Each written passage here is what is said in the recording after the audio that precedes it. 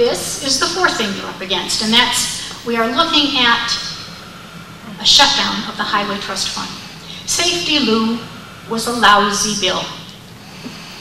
And because it was a lousy bill, we're in trouble, and no one should be surprised. It was underfunded from the beginning. They couldn't get a gas tax increase past the Republicans or the president. It was never seriously considered, despite screaming teams of data. They were ignored. And we spent down the balance, and we put in revenue-aligned budget authority, which is a fancy way to say if the revenues go up a little, we spend it all. So ever since 2000, we have been running a deficit in the Highway Trust Fund. This begins to hit the fan in 2009. The trust fund, by the way, cannot go into default. It will never take money from general revenues to pay off its debt. But if it looks like it cannot meet its obligations, it will shut down. In 2009, it will shut down on about $800 million worth of projects. That's a big number, but we could probably survive it. But if nothing is done, come 2010, highway funding drops 42%. Transit funding drops by 30%. Transit funds are spent out more slowly than highway funds, so transit's okay for 2009. It's a close call. But in 2010, we are in big, big trouble. Safety Lou decided to address this by forming a commission to study possible new sources of revenue, and they put in charge of that commission the Secretary of DOT. And we said, yeah, but suppose Bush gets a second term. We still won't get a gas tax increase. We still won't get any increase that will increase the revenue coming into the Highway Trust Fund. Don't worry, we'll worry about it when we get there. We are about to get there. And that's what I mean by the aircraft carrier being only 7 miles out. In all of this, that Revenue Commission has basically been almost useless. They are looking at tolling. They are looking at public-private partnerships. And if we do all of that we possibly can, which is a huge leap, and the public will hate it, especially tolling, that's only 9%. So we still have a huge, huge problem. In all of this, one of the sources that is most trusted in Washington on highway numbers and highway needs is AASHTO, the American Association of State Highway and Transportation Officials. I would urge you to check their website. It's www.transportation.org. Why didn't we think of that first? If you go there, you will find they have done a number of studies, and they indicate that just to keep us out of trouble, just to keep from the Highway Trust Fund from shutting down, we need to increase the gas tax by at least 3 cents a gallon. To continue on this very modest increasing path established under Safety Lou, will take an additional 7 cents in 2010.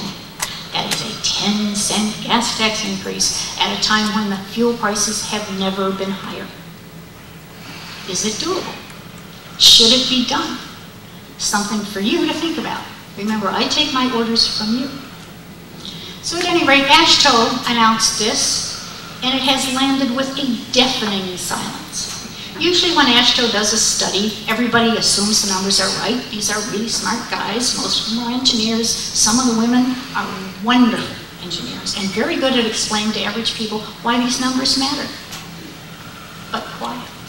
Even the governors, who are kind of the sister organization to the state highway and transportation officials, have said absolutely nothing about this proposal. If you read a little farther in that report, they suggest that because the gas tax doesn't increase with inflation, it's one of the reasons we're in trouble in the Highway Trust Fund right now, and will be for both mass transit and highways in the future. So maybe we should do it as a national sales tax. If you were to transfer and just get rid of the existing gas tax and the 10 cents they suggest, you would have to install a 25% or more national sales tax on gasoline and diesel. That will be an immensely difficult lift. What's really scary about those numbers is that the 3 cent and 7 cent, or the 25% sales tax, assumes that state and local revenues will continue to increase to support transit and highways at the same rate they have been.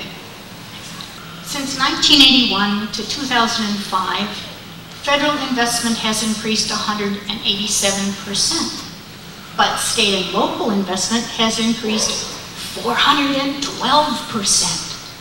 And that 10-cent per gallon gas tax increase assumes your investment continues to rise at that rate. What I'm suggesting to you today is that you need to decide what you think is best for Northeast Ohio. Do we declare victory, say the interstate's finished, cancel the federal program, send us the federal gas tax back, we'll do it ourselves? Or do we take on the incredible political task of implementing some increase in revenue for the Highway Trust Fund? To do that, we'll take all of you and all of private sector. And what I'm really concerned about is that speed of the calendar. This problem happens in 2010. No sweat. That's 2 years and 3 months away in federal fiscal years. But wait a minute. You have to have a tax in place at least a year before you release it to support projects. So that's 2009. We just finished the 2008 budget. Congress works from January through May on the budget for the next federal fiscal year, which starts in October. Federal fiscal year 2009 starts a year from this September 30th, but Congress starts work on the budget next January. That's 8 months from now. Why is the budget important? Because usually when you do any major change in taxes, even a tax cut, let alone a tax increase, you need some protection from the filibuster. And there's a budget rule that allows you to do that. It's called reconciliation, but it has to be in the budget from the beginning.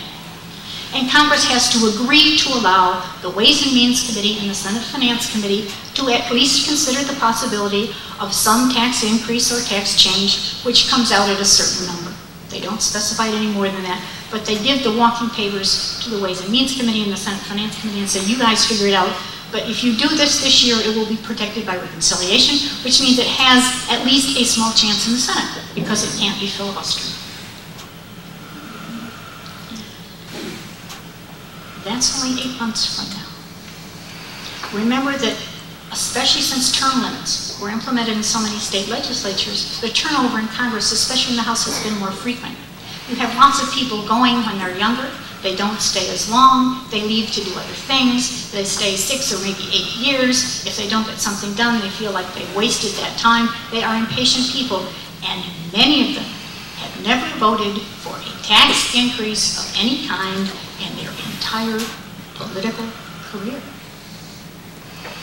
That's a scary thought.